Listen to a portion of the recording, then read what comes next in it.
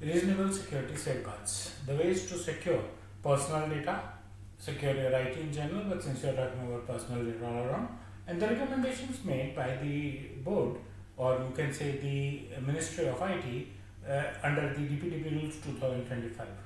Let's talk about them in this particular video. Welcome to my YouTube channel where you really see new content on data privacy, and we are going to first touch base upon the amended new things that have come up. A short summary. We have already spoken about the issuing of privacy notices to data principals, registration and working of a consent manager. How can an organization register as a consent manager towards the board? What are the obligations towards the principals and the fiduciaries? Then we also spoke about the state beneficiaries, the people who enjoy government schemes. How is their personal data required to be handled? Now we are going to talk about the reasonable security safeguards, which would be followed by intimation of personal data breach and some of the timelines of the intimation covered in the same video, and then finally we are going to talk about the verifiable consent while processing the children's data. There are some other topics also that have come in, and we'll talk about them as well on my playlist on my channel, so stay tuned with my channel. Now, as far as reasonable security safeguards is concerned, what it means is that how are you ensuring that the personal data that is with you is safe and secure? The idea is that breach is avoided, right? So what measures are you going to take to prevent that data breach? Who's responsible? Well, data fiduciary for sure, because it is collected for data fiduciary. But apart from data fiduciary, even the data processor is equally responsible.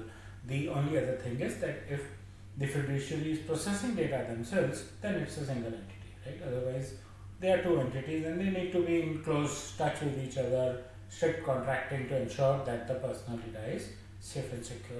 What are some of the measures that the board has recommended, or the ministry has recommended?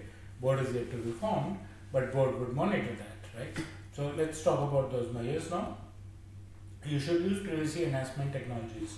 I have just written encryption here, which is a very small thing, and I think it's a very commonly implemented thing already in many cases, especially in cloud service providers. Apart from that, we are talking about masking and anonymization and pseudonymization. I'll tag my video that has complete details of all the privacy enhancement techniques. Government of India says that when you are handling personal data, you should use at least one privacy enhancement technique to make sure that the breach does not mean that the data taken away is readable. You should have an access control on your data. Generally is there. Every organization's IT team would say we work with role-based access. What is required? What is required is to have logs on that. What is required is to regularly monitor and review and check if there was an unauthorized access. It may be easy to say that we have role-based access. Many IT administrators have full administrator access on the file server. So is it role-based? Does IT administrator need a full administrative control on all the data that is there on the file server? By chat data, he can pick up anyone else's personal data, which the respective user thought is only under his control, right? So you need to be careful about that.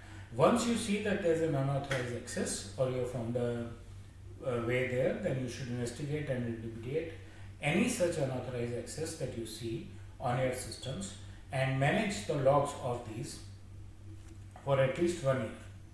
So you see unauthorized access, you see how to remediate, you see how to correct it, and then you manage the logs for at least 1 year, so that if in case any investigation is required, it can be easily taken care of. In case anything is to be responded to the principal, it can be easily taken care of.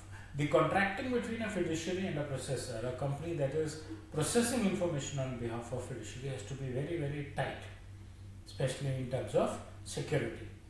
And in these cases, there could be a potential data transfer also from fiduciary to principal, right? So in that case also it becomes very important that even the transfer is very strictly controlled using some privacy enhancement technique in there. So these are the recommendations that have been made by the ministry under the DPDP rules. Of course, the organizations can do much better than this as well.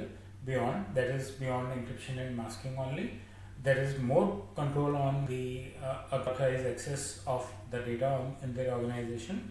We talk about CIA triad, confidentiality, integrity, and availability, which is a very important thing to handle when it comes to handling data, especially now personal data. I hope you like the content of this video. If so, then please press the bell and the like icon, subscribe to my YouTube channel, and share your feedback in the comment section. Thank you.